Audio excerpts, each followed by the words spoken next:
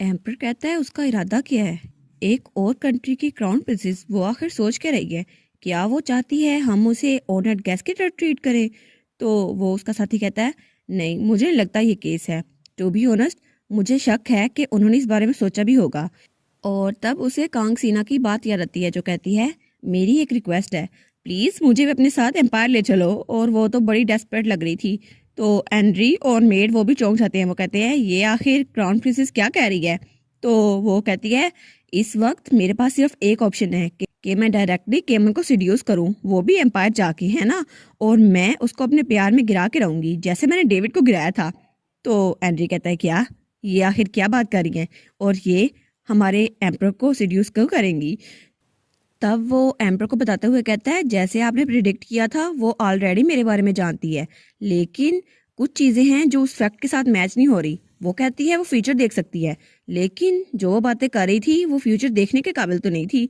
उसने कहा वो जल्द ही ईगो स्वॉर्ड की ओनर बन जाएगी, हालांकि उसकी पहले से एक ओनर है। तो एम्पर कहता है अच्छा, लेकिन उसे कैसे पता कि ईगो स्वॉर्ड वो उसकी हो जाएगी। तो वो कहता है हाँ, इसकी कुछ और भी स्ट्रेंज एक्सपेक्ट्स हैं, इसलिए मैंने उसे झूठ बोला और वहां से चला आया। मैंने उसको नहीं बताया कि ईगो स्पॉट की मालिक हमारी मिस लीना है। तो फिर उसके बाद उन्होंने बहुत अजीब सी बातें शुरू कर दी कि स्टोरी अभी तक प्रॉपरली अनफोल्ड नहीं हुई। तो आप कहता है क्या स्टोरी अभी तक अनफोल्ड नहीं हुई, ये ऐसा क्यों लग रहा है जैसे उसने पहले बात की थी ओरिजिनल वर्क और पार्ट 2। वो आखिर एक स्टोरी और रीडर के बारे में बात कैसे कर सकती है। क्या उसको लगता है कि स्टोरी फ्यूचर होगी और वो ईगो स्वॉर्ड को समझती क्या है, या शायद वो समझती है वो रीना को साइड पे हटाकर ईगो स्वॉर्ड की मालिक खुद बन जाएगी। नहीं नहीं नहीं, मुझे ऐसा लगता तो नहीं। वो बहुत ज़रा शातिर है, लेकिन फिर भी मुझे उस पर नज़र रखनी होगी। और वैसे भी मैं उसे बता नहीं सकता कि इस वक्त लीना ही ईगो स्वॉर्ड की मास्टर है। तो वो अपने साथ से कहता है एंड्री अभी के लिए जैसा वो चाहती है वैसे ही करो। और उसने कहा वो मुझे फॉलो करेगी, ठीक है, तो उसे यहाँ ले आओ, हम लोग एम्पायर जाएंगे। तो एंडी कहता है क्या। तो वो कहता है लेकिन अगर ऐसा होगा तो कंट्रीज में बहुत ज़्यादा इशू हो जाएगा, एम्पायर और किंगडम के दरमियान में जंग भी हो सकती है। वो क्राउन प्रिंसेस है, एक ऐसे सिंबल जो किंगडम की प्रोस्पेरिटी के लिए है, इसलिए मुझे लगता है कुछ रूमर शुरू हो जाएंगी, क्या ऐसा नहीं होगा। तो एम्पर कहता है एंड्री क्या तुमने ये नहीं बताया था कि क्राउन प्रिंसेस के साथ एक मेड भी आई है। तो एंडी कहता है क्या, हाँ उनके साथ एक मेड आई थी, लेकिन। तो एम्पर कहता है वेल, अगर उसके साथ कोई ऐसा है जो क्राउन प्रिंसेस को जानता है और वो ये बात जानता है कि क्राउन प्रिंसेस खुद हमारे साथ जा रही है तो कोई मसला नहीं होगा। और वैसे भी इसके अलावा कोई और चॉइस भी नहीं है उसके पास कि क्राउन प्रिंसेस के साथ रहे और क्राउन प्रिंसेस के फैसले को अप्रूव करे। तो वो कहता है हाँ बिल्कुल, ये तो अच्छा होगा, इस वजह से कोई रूमर भी नहीं फैलेंगे और इसकी वजह से हमारी किंगडम में इंटरनल स्ट्राइक भी हो जाएगी, ये तो बड़ा अच्छा हो जाएगा। तो वो कहता है लेकिन अगर ऐसा ही है तो उस मेड को अपने किंगडम वापस जाना होगा और सबको इस बारे में इन्फॉर्म करना होगा, क्या हम उसको वापस भेज दें। तो एम्पर कहता है नहीं, हमें बस उसको डायरेक्टली बताना होगा कि हम प्रिंसेस को एम्पायर ले जा रहे हैं। और वो मेड वो तो इस बात को मान जाएगी क्योंकि क्राउन प्रिंसेस वो चाहती है कि एम्पायर जाए, लेकिन वो मेड वो ये नहीं चाहती। तो उसको क्राउन प्रिंसेस की बात माननी होगी क्योंकि अपनी मिस्ट्रेस की रिस्पॉन्सिबिलिटी उसी पर है और वो उसके साथ इतनी दूर पोस्टिंग आई है और वो किसी और जगह पे जा रही है, तो ये उसका फ़र्ज़ बनता है कि इस बारे में क्राउन प्रिंस को बताए। तो इस वजह से अगर उसने ये ना किया तो मे भी उसको एग्जीक्यूशन फेस करनी पड़ेगी। इसलिए वो मेड बहुत ज़्यादा शातिर है, वो अपनी लाइफ भी जोखिम में डाल देगी, लेकिन इस सिचुएशन के बारे में किंगडम को ज़रूर आगाह करेगी। तो एंडी कहता है एज एक्सपेक्टेड योर मैजेस्टी, ये तो बहुत ज़्यादा अच्छा आइडिया है, आप तो हमेशा की तरह बहुत ज़्यादा इंटेलिजेंट है। और फिर वो खुश होते हुए कहता है लेकिन बस हमें ये डिसाइड करना होगा आखिर ये रोल कौन प्ले करेगा और इस बारे में क्राउन प्रिंसेस को कौन बताएगा। तो एम्पर उसी की तरफ देख रहा था और कुछ बोलता नहीं है। तो वो कहता है क्या क्या वो मैं हूँ, क्या मैं बताऊंगा उसे। तो एम्पर कहता है और कौन बताएगा, तुम ही हो। और उसके बाद सीन चेंज होता है और हमें ग्रीन हाउस का सीन दिखा रहता है। वहाँ लीना कहती है ग्रैंड माँ केमिन तो बहुत ज़्यादा चार्मिंग था, इसीलिए मैं उसके प्यार में पड़ गई। तो ग्रैंड माँ कहती है बस कर दो, अब तुम उसको बिगाड़ो मत, एक हस्बैंड हस्बैंड ही होता है, कोई बच्चा नहीं। तो लीना कहती है लेकिन उस वक्त केमिन के एक्सप्रेशन तो बहुत ज़रा अच्छे थे और ऐसा लगता था वो बहुत ज़रा सिंसियर है, और जब उसने मेरा हाथ पकड़ा तो ऐसा लग रहा था वो मुझे कन्फेस कर रहा है और मुझे ये बहुत ज़रा पसंद आया था। तो वो सोचती है लेकिन इसको बुके या जूल्स के साथ कंपेयर नहीं किया जा सकता ग्रैंड माँ, फिर भी आपको इस बारे में पता होना चाहिए। तो ग्रैंड माँ कहती है वेल आई सपोज इस वक्त मैं कोई बात नहीं कर सकती, वैसे भी मैं डाइवोर्स्ड हूँ और मैं एक बहुत ही पुराने रिलेशनशिप में थी, तो मैं तुम्हें कोई सलाह नहीं दे सकती। तो लीना सोचती है ओहो, इनका सेल्फ बर्न भी कितना ब्रूटल है। अब ये अपनी रियलिटी बताकर मुझे भी उस बात से आगाह कर रही हैं कि मेरे साथ भी ऐसा हो सकता है।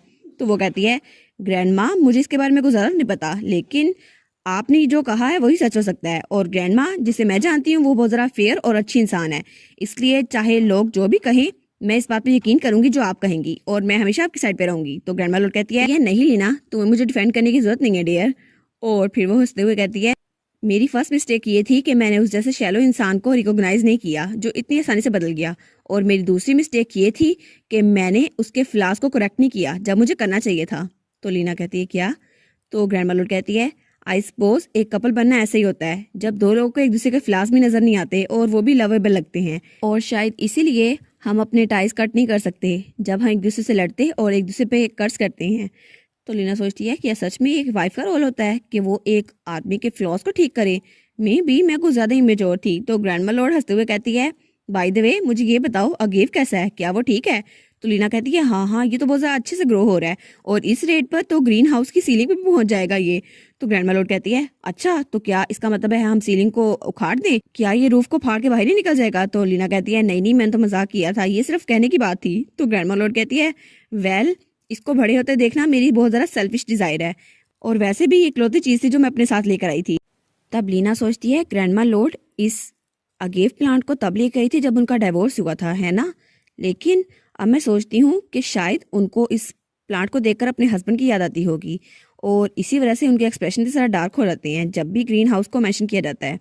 लेकिन मैं इनकी बात को मुकम्मल तौर पर नहीं समझ सकती, फिर भी मैं बता सकती हूँ वो कितना ज़्यादा पसंद करती थी उन्हें, और अब वो अगेव प्लांट का जितना ध्यान रखती है ना, अभी भी मुझे लगता है वो अपने हस्बैंड को बहुत ज़्यादा पसंद करती थी। और ग्रैंडमा लॉर्ड अपने आप को चाहे जितना मर्जी सेल्फिश कह लें और जितना मर्जी फुलिश कह लें, लेकिन मेरे लिए वो बहुत ज़्यादा एडमायरेबल हैं। और तब वो अगेव प्लांट को देखते हुए सोचती है, आई वंडर कभी ना कभी मैं भी किसके प्यार में पड़ूंगी, और उस वक्त क्या वो भी इतना ज़रा अच्छा होगा और इतना डीप और लॉन्ग होगा? तो तब वो अपनी आंखें बंद करते हुए सोचती है, नहीं, जब मैं केमर के प्यार में पड़ी हूँ तो मैं चाहती हूँ ये एक लंबे अरसे तक रहे, और मैं इस फीलिंग को डायरेक्टली केमर तक पहुँचाना चाहती हूँ। लेकिन मुझे ऐसे ही करना होगा ऑफ कोर्स, लेकिन उसके बाद जो मैं करने वाली हूँ। और फिर सीन चेंज होता है और हमें हमारी लीना फार्म में दिखा जाती है। वो कहती है, वेल अगर ये ऐसा ही है तो क्या हम काम स्टार्ट करें, और किसे काम नहीं करना, जिसे नहीं करना वो कह सकता है, और इसके बाद हम खाना खाएंगे। और वहाँ पे सूजन भी थी। तो वो कहती है, हाँ हाँ, इसके बाद भाई भी खाना खाएंगे और हम भी खाना खाएंगे इस फसल से। और सूजन तो वहाँ उसकी हेल्प करने के लिए आई थी सिर्फ खाने के चक्रों में।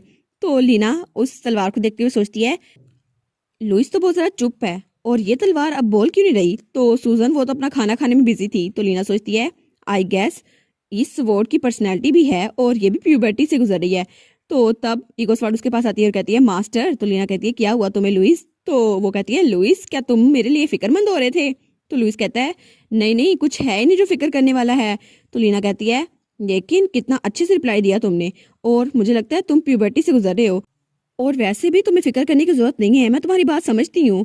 तो वो तलवार कहती है, नहीं नहीं मास्टर, ये बात नहीं है। तो लीना कहती है, लुइस मैं तुम्हारी मास्टर हूँ, तुम्हें जब भी वक्त मिले तुम मुझसे बात कर सकते हो, अगर तुम्हारा हार्ड टाइम चल रहा है तो तुम मुझसे बात कर सकते हो, और वैसे भी तुम्हारे दिल में जो भी है तुम मुझे बता सकते हो, मेरे अलावा तुम्हारी बात कोई नहीं सुन सकता।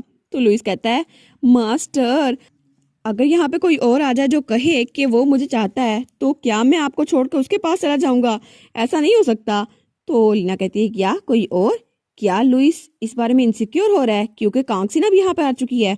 तो वो सोचती है, हाँ वेल असली स्टोरी में तो ये तलवार कांगसीना के पास होनी चाहिए थी जो अदर वर्ल्ड से आई थी, और मुझ में और कांगसीना में सेम हो रहा है क्योंकि हम दोनों ही किसी और वर्ल्ड से हैं, लेकिन शायद इसी वजह से उसको सिमिलर वाइब आ रही होगी और वो कंफ्यूज हो गया होगा। तो लीना कहती है, लुइस तुम फिक्र मत करो, चाहे कोई होली मेडन हो या डीमन लॉर्ड, अगर किसी ने तुम्हें हाथ लगाने की कोशिश भी की तो मैं उसे जान से मार डालूंगी। तो लुइस कहता है, सच में मास्टर? तो वो कहती है, हाँ हाँ, फिक्र ना करो लुइस, मैं कभी भी तुम्हें किसी और के हाथ में नहीं दूंगी।